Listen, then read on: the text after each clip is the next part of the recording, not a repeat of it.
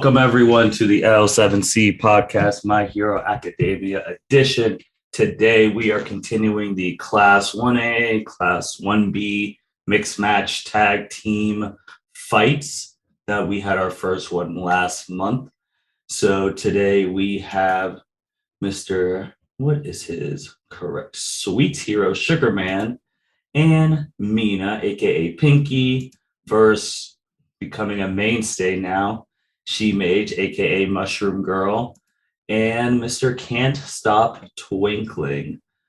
So those are the 2-on-2s we got today. We have our My Hero enthusiast with us, Miss Andrea Alaniz. How are you doing today? I'm doing well. How are you doing, Martin? I am doing well. It's the second time in a row your least favorite woman is back. I know. She will not go away. She's a fungus that just keeps, cropping up. And since we've already talked about her a lot the last episode, we're going to focus on the other three people who also have fallen to the wayside in the current story in the My Hero Academia anime going into season 6. So first, let's talk about the team of Sato and Mina. What do you like about the individuals and them as a team, and what you would want from them going forward? So, as a team, I kind of like them in the sense that Pinky can be more long range, and I know she can get up close to use her acid in more like close combat, but close combat is not her specialty. But Sugar Man is more of a brawler, so like he can be, close quarters, whereas she can be, support from the outside. So I do like that they kind of balance each other out in that sense. I like the both of them like individually as people, because so far like Mina especially is very outgoing, very friendly, seems to be able to get along with anybody and everybody. We don't get to see Sugar Man interact with a whole bunch of people very much throughout the series in any sort of like majorly impactful way. But what we have seen of his, he seems pretty mellow. He seems pretty easygoing, and that he is a team player and is willing to kind of go along with the flow. So he's not necessarily like any sort of strong personality that's going to dominate Pinky or like try to run the team his way. Like if it was Bakugo, like obviously these are two very different personality types. So I enjoy that the both of them can, work easily on a team. I do kind of like wonder who would pull more of a leadership role.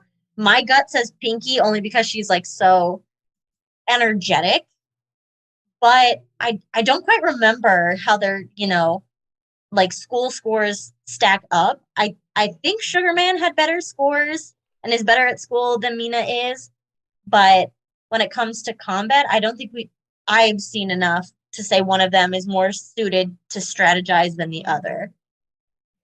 And I think I would like to see more of their like personal strengths and their abilities to fight singularly as well as together. Because like you said, like they fall into the wayside. Pinky did have more of an impact during the class 1A class versus class 1B than Sugar Man did. But I feel like he's kind of always been in the background, like other than when they were doing the testing, but he just kind of is there, unfortunately, and I wish we would see more of him. And because in some ways his quirk is somewhat similar to like Fat Gums in that it's like food based. Obviously the properties show themselves in very different ways, but I thought that would be cool to kind of have the two of them meet down the road. And like, I don't know. I also think it would be super cute for Sugar Man to start baking for Fat Gum, like after joining his agency or whatever, because it's obviously been stated that he's a good baker. So in terms of like leading wise, I think Mina would, I guess, quote unquote, be the leading one just because she's more outgoing overall than what Sugar Man is. Sugar Man is only outgoing when it comes to baking. And in terms of baking, which is his element, he every week, people didn't know, every week in the dorms, he bakes sweets and shares them with the classmates and calls it sugar time. Oh, sugar time. That's so funny. For those who don't know, and since you're probably the biggest Momo fan I know, he pairs his sweets with Momo's tea to create gourmet night. So they have a once a week gourmet night at the house. That's so cute. And he can also cook other foods because he cooked at the Christmas party. So I just feel like it's with Sugar Man, and this is a common thing for anyone, you're very comfortable in one certain element. I mean, you for yourself, I mean, like initially you're like not an outgoing person like Mina, but like in this My Hero Academia element, you are very outgoing and very ready to talk about it once you know other people are ready to talk about. I don't know if you've ever seen like the Baby Yoda Grogu meme where he's like peeking out and people, and like the one that everyone sent to me is like, oh, when you hear strangers talking about like Batman and you pop your head out. You're just like, oh my God, yes. You're just like, oh, when you hear people talking about My Hero Academia and they're not mean, and then you oh, so that in real life sense, because that's what a lot of people, they have one thing that they could be super outgoing with, and then everything else they're quiet. I think more people are more like Sugar Man than Mina, because she's been outgoing since she was a child. Yeah, since day one. She's been out and about, out saying that I'm here. Not, oh, that was a bad choice of words, considering All Might's slogan is I am here. But basically she's not shy. She's not doesn't really, at least from what we've seen, struggle with any sort of like self-confidence issues. And so I don't want to say it's easier, but in the sense that you fully accept yourself, you don't care about impressing other people or making sure you don't disappoint other people. She's just 100% herself, which is very enjoyable to watch and like something to aspire to. And I will say that personally for myself. I won't say that for other people, but I find it inspirational or aspirational. I think the biggest thing with Sugar Man is he's a very straightforward fighter. Like he's close range. That's really all he can do. Like he has to take 10 grams of sugar to convert that into strength. And then he's super duperty strong on that. And then you asked about the scores from the midterms. This is where it does get a little bad because Mina, because since she was part of Momo's tutoring squad, Mina was second to last. Ooh, in the mid. And Sato was 12th, but it's like 12 out of 20. Right. So he's just below half, but like that's still way better than Mina. Yeah, Mina's second to last. The person who scored the worst was Denki. Yep. Of course. It's like, I mean, I don't want to say like the class idiot, like he's stupid, but he's not good at school. And we all know he's not good at school. So that hurts from, I guess, intelligent type standpoint in regards to that. How do you think their quirks would mesh with each other? I don't think their quirks are really going to play off of each other directly, just because his is so like physically personal to him. He has to ingest the sugar to basically get, extra strong. So I don't know how that could physically, or just more so physically, incorporate with Mina's acid, other than kind of like he's in there with the 1-2 punch and then she shoots some acid from behind or from a blind spot, whatever, at somebody. Like I think they can tag team and coordinate a strategy, maybe not the most intricate or next level strategy like Momo would do, since they don't seem to at this point have very good strategic minds, at least from their test scores. So I think it would be pretty straightforward in that, he would be in the front, she would be sniping kind of in the back or laying some sort of acid trap. Because I don't think we've seen her kind of just leave, like spray acid into an area to potentially trap or trick or whatever, anything like that. But, yeah, I don't know about kind of being able to use them in a way that combines them to be used together, like simultaneously, I guess. Yeah, I think it'd be hard because I don't know what Mina would want to do if she would want to stay back because I mean, with her athletic ability, which she's very agile, probably the most athletic person in class 1A. And like that acid too, I was just thinking from a fact that if because obviously when they were doing like the provisional license thing, she was able to make those as shields to block like those balls, which is really cool. And obviously she had the combo with Mineta that took out a lot of those people when they were fighting in season 5. I was just wondering if she can get to a point where she can control the temperature of it, that somehow she can make like shields for her teammates. Got you. Okay. So like if she ever got to like that point where she could provide shielding for her teammates, or I mean, I'm going way off on this one, but like I saw that she could put the acid on herself potentially. So like you can't touch her, but can she even extend that further? She can make shields. Can she make like a Naruto thing, like acid clones? Yeah. Like acid like doubles. So that'd be, because I feel like in terms of fighting and like the quirk and all that, she has more potential than Sugar Man just because of the versatility of her quirk, unless Sugar Man can get to some ungodly levels of strength. But I feel like he would have been like the perfect teammate with Uraraka. Yeah. Because I was just thinking about like the gravity making him more lightweight. That could potentially, he can get up there closer, almost like another Naruto shadow, like what the Chisukage did with the Rikage, fighting, like lightening them up. But that team up will be interesting. And they're going up against, we already know what she can do. We hate what she can do. Well, I shouldn't say we. I hate what she can do. I'm still salty about it, miss. I'm going to choke you the hell out. Like, no. You wouldn't be salty if it didn't happen to your people. I still thought that was way like okay, Bakugo uses explosions and he says like I'm gonna kill you, die, whatever, all the time. And with an explosive quirk, you would think that would happen, or like more serious injuries would happen more often. No, this chick put somebody down, could not breathe. Like that was a level that I was not expecting in my hero at that point.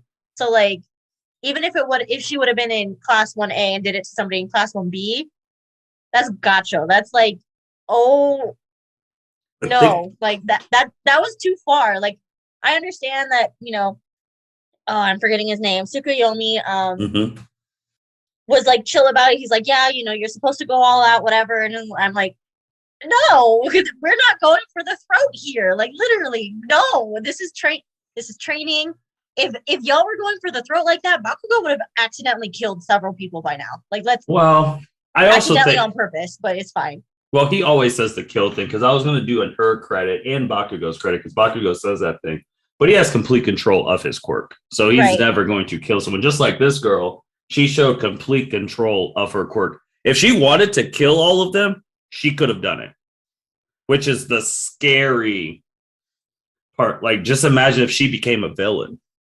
And that's why it's like one of those things where like nobody, obviously with Shinsho's background, like making those assumptions of like, oh, you have a brainwashing quirk, like, oh, that's such a villain quirk, and like typecasting him ahead of time, like, oh, you're going to be a villain because your quirk could be easily used to be a villain. Just, I'm surprised nobody like even made that comment about that, because like seriously, that would be hella dangerous.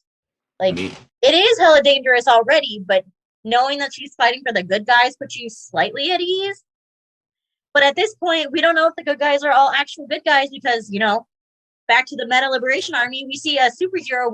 We see one episode, all of a sudden, talking to the Meta Liberation Army like they're buddies. It's like, wait, so the good guys might not actually even be good guys? She could be the traitor. We don't know.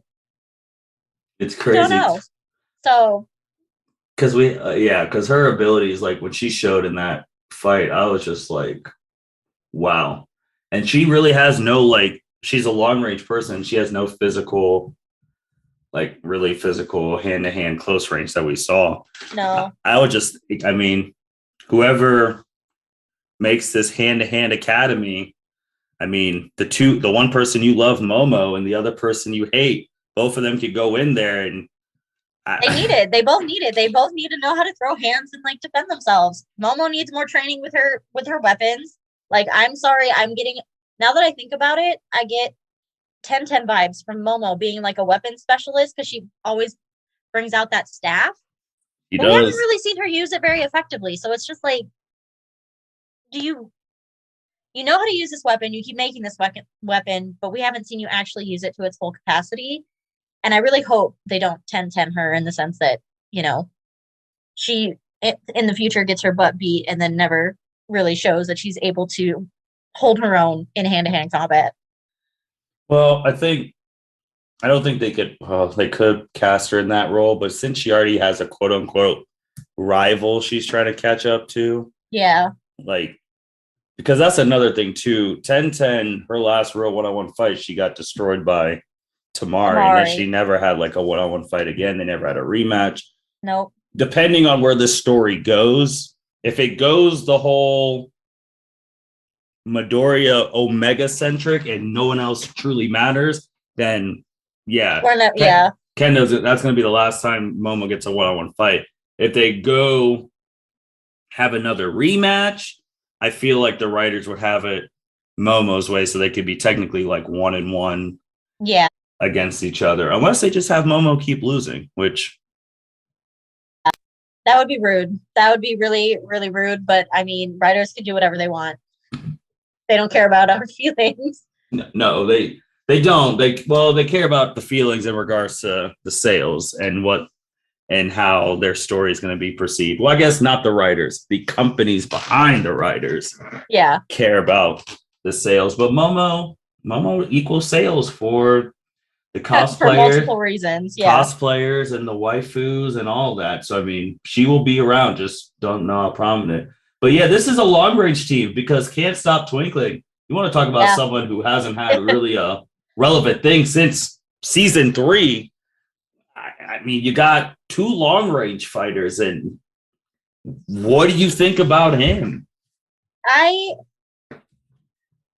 just has a little soft place in my heart because it's just like, first watch through, I'm like, bro, you're so weird. Second watch through, I'm like, okay, you do you. You know, you've always had that sparkle about you because when we see the flashback of him being really little, it's like, oh my god, that's so adorable. I still laugh at the fact, like, I was so freaked out during that little like snippet. I don't remember which season it was, that he was like being kind of creepy with Midoriya, leaving him like cheese notes outside his window in the middle of the night. Like, what was that message that he left? It was like, I know your secret, or I know something, and it put Midoriya like over the moon with anxiety. It was either the end of season 4 or going into season 4, because that's also the same season where he was asking like Momo if she likes Midoriya. It was the beginning of season 4, beginning. Yeah. And I love the fact that he was the one that like finally pointed out, like, the girls hadn't really figured it out yet. Oh my gosh, yes.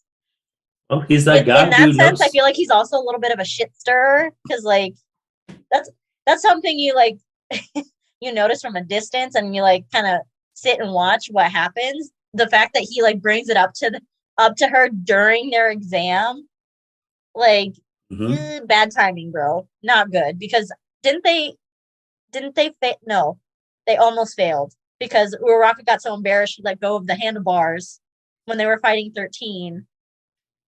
And yeah, because she got all embarrassed. Yeah, because the only people who failed that provisional thing from 1A was Bakugo and Shoto. No, it wasn't the provisional exam. It was their like final exam or the midterm exam. Yeah. Against where it was her and Can't Stop. It was Uraraka and Can't Stop Twinkling, or Uravity and Can't Stop Twinkling against 13. And like 13's using her like space void, finger thing. Yeah. And they're literally holding onto the bars for basically dear life.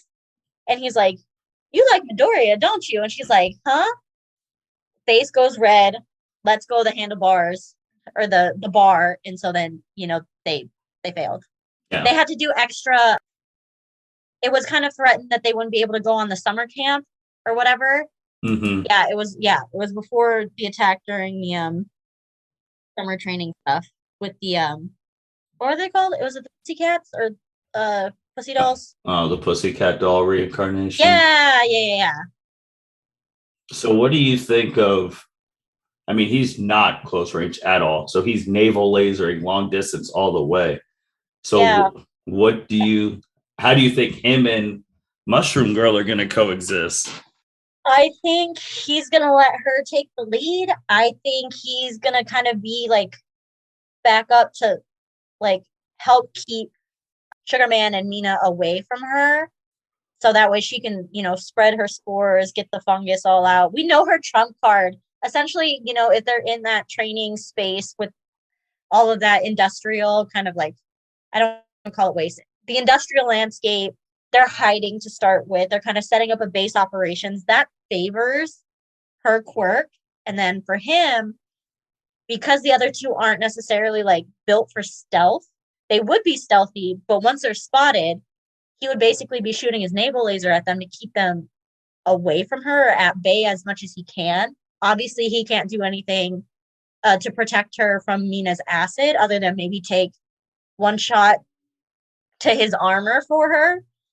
But I also don't necessarily see that from him immediately. Like, I know he's trying to be a hero, but he's also, we've seen him struggle with being courageous. Mm-hmm. Just like we saw initially, like Mineta, I don't want to say being cowardly because it is scary. They are high school students. They were attacked by real villains. Like that he struggled with stepping up in those crisis moments. And so we haven't really seen Can't Stop Twinkling quite do that yet. So I think he would struggle to potentially take one full shot of acid for Mushroom Girl, but I don't think he would necessarily have to. Maybe he would. I think he would let her take the lead. I think he would also have to be very careful, like he always is, about how often and for how long he's shooting his naval laser. I really do hope they kind of he gets that figured out because I understand how it correlates to Midoriya's quirk in that like his body's not able to sustain the use of his quirk without hurting him. But it's just kind of sad because we know why Midoriya has that issue and we're seeing him overcome it. Can't Stop Twinkling. We know he has this issue. He has the belt, but his progress on being able to use it freely and without as many side effects is a lot slower than Midoriya's. So I feel bad for him in that sense. But yeah. I think that's also like it's the age old thing. Can the close range people get to the long range people before they lose? Right. So is Mina's shield strong enough? Like if she's making shields or whatever, are they strong enough to take the naval lasers? Like that's a question we got to ask ourselves. I think, actually, I don't know. I feel like it might be able to stop the level of strength of the naval laser, but I think that naval laser is getting through the acid shield. Maybe if not on the first like shot, definitely the second if she's using the same shield. Yeah,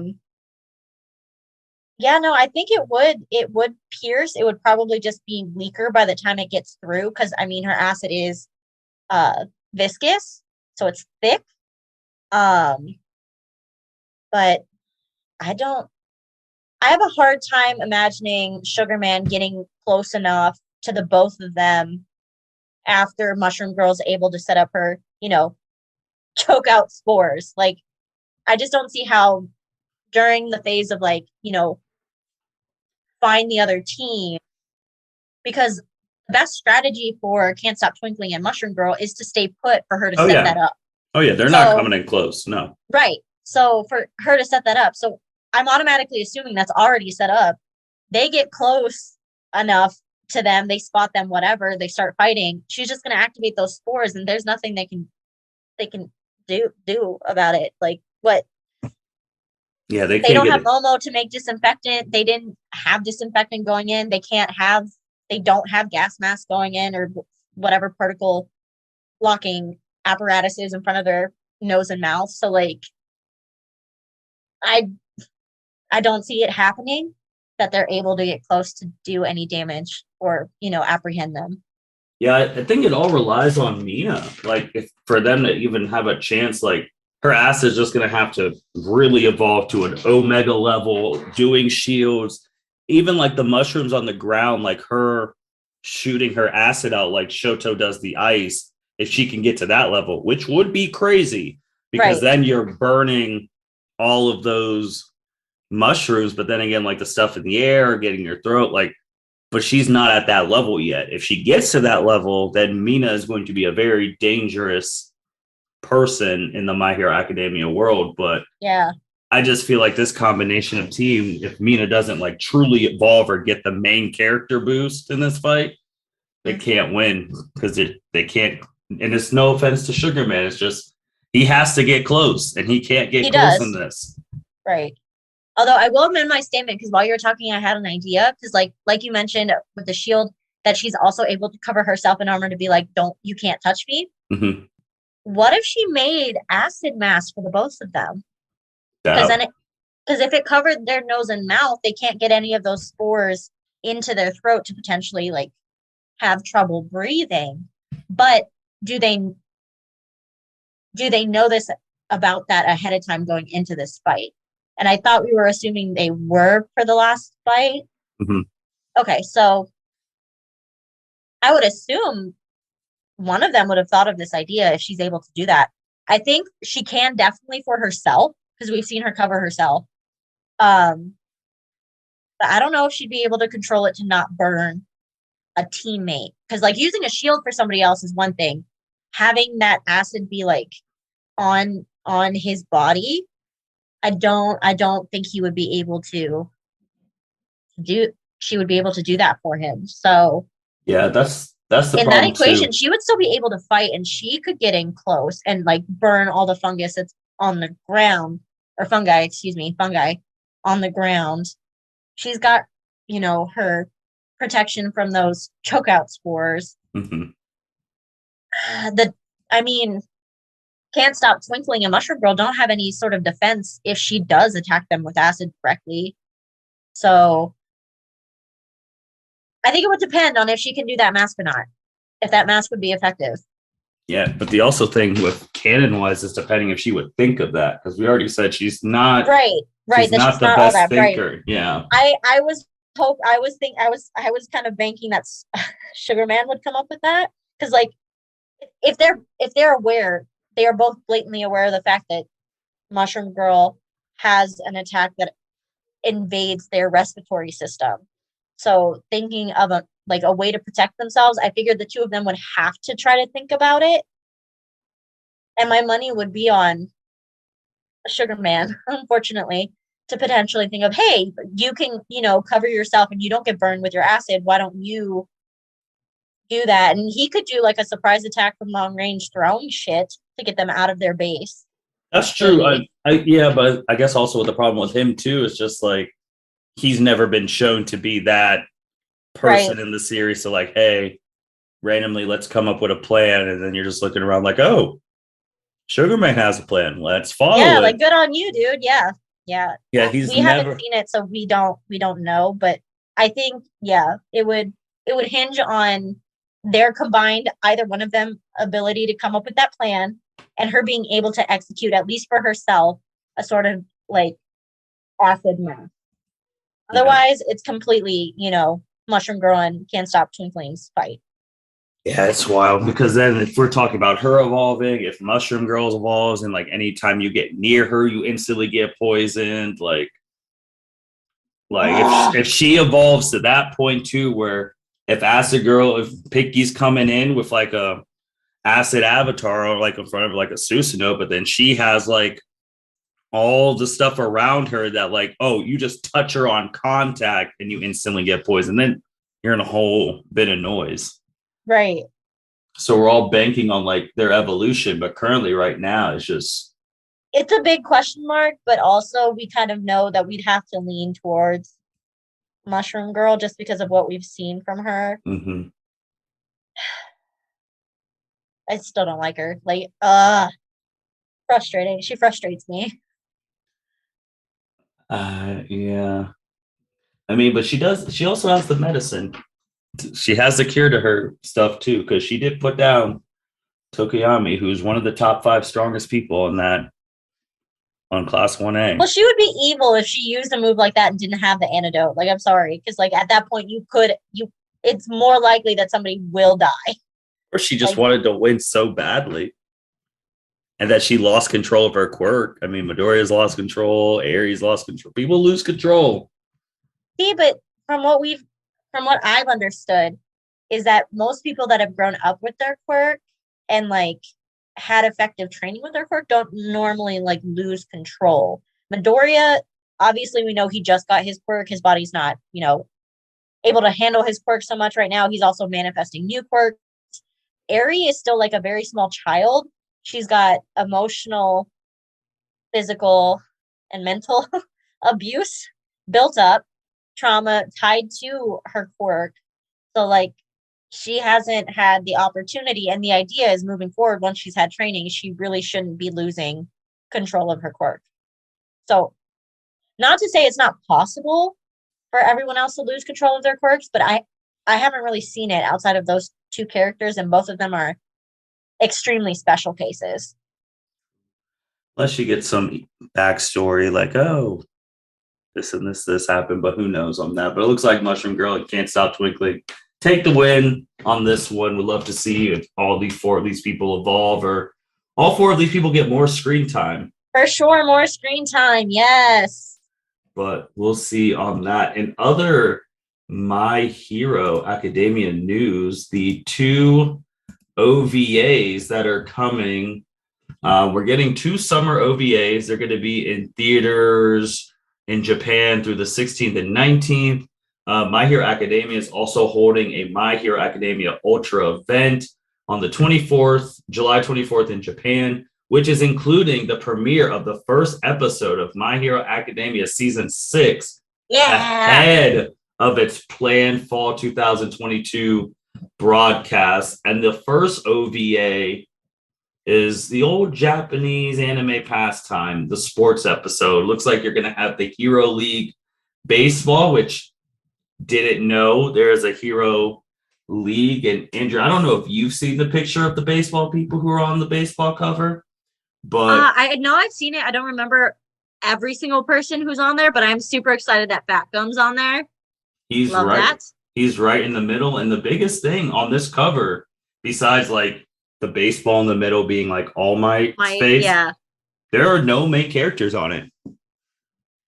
You got, I mean, there's Mineta, there's Fat Gum, there's Orca, there's Mount Lady, there's Saito, who we just talked about, there's Jiro, there's different, they're not the main characters, which I do like if these characters are going to get their own focused OVA, and then I feel like the next OVA will have the other typical the typical ones. And then for those who have been waiting, also My Hero Academia World's Hero Mission is available for pre-order on Fandango, Vudu, any place you buy movies digitally, so you can pre-order that movie, and whenever it drops, it'll instantly be in your movie thing. So yeah, Andrea, anything else on the My Hero thing you want to talk about? No, I'm just really excited to see those OVAs. I actually did not know that we were going to get like an early release of the first episode for season 6. So I'm super hyped about that. I had no idea until you just said it. So like, that's breaking awesome. News, which means it'll be out there, and then just the way the world works, unless they take everyone's cell phones in that Japan arena, it's going to get leaked. It'll be bad quality on YouTube or Instagram. Do we care though? Like, do we care? If it starts off with a fight, I will care. I will care, because I do want high quality fights. Yeah, especially if it's starting like, let's just say their first episode is the war, like a flash forward. Yeah, and people are dying, and then they're like, "How did we get here?" And then the rest of season 6 is showing all of that. So that'd be crazy. So, Andrea, what would you like to do next month? Would you like to do another battle? Would you like to talk about a subject in My Hero? I would like to do one more battle, and I specifically do not want Mushroom Girl in it. Like, no. All right. One more. One more. All right. I'm hoping we actually get to pull more Class 1B people. Let's see. We will generate teams. Okay. What numbers do you want? 1 through 20. 1 through 20, we're gonna go 8 and 17.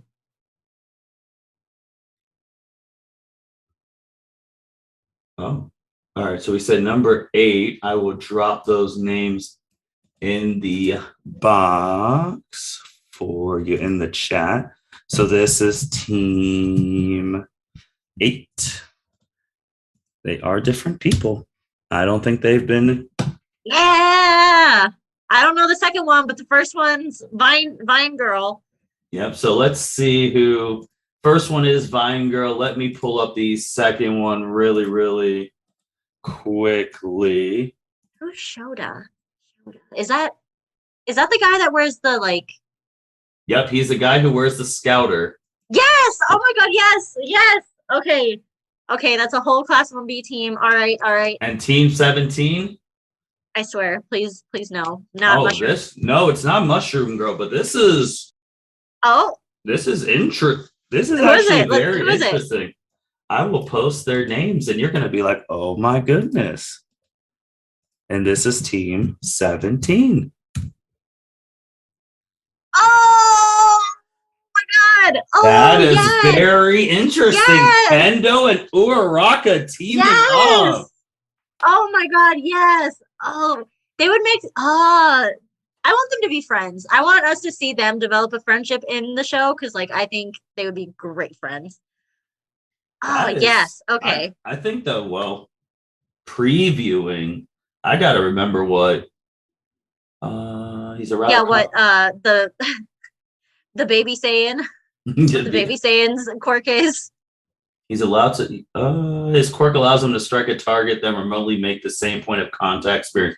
So you could basically. That's right. That he's every got like one shadow, hit. Yep. Double contact or double impact. Woo, yeah, that's gonna be actually very interesting. Him and Vine Girl, who we do respect Miss Vine Girl on here because she is very. Heck yeah, we do. Versus Kendo and Uraraka, who Uraraka was ranked. I picked good numbers this time. Yes. Thank you. Because Uraraka was ranked in our top 3 strongest women at the end of season. And Kendo, I believe, I mean, we had switched, I think, 5 and 6, but Kendo was either number 5 or number 6 when we did top. Definitely got to check as of right now because we got to keep this list for all of eternity because it's gonna always it's always gonna change. Circle back, always circling back. So we got to find that. Oh my goodness. But that's going to be very interesting. Like, I don't know where I'm leaning right now.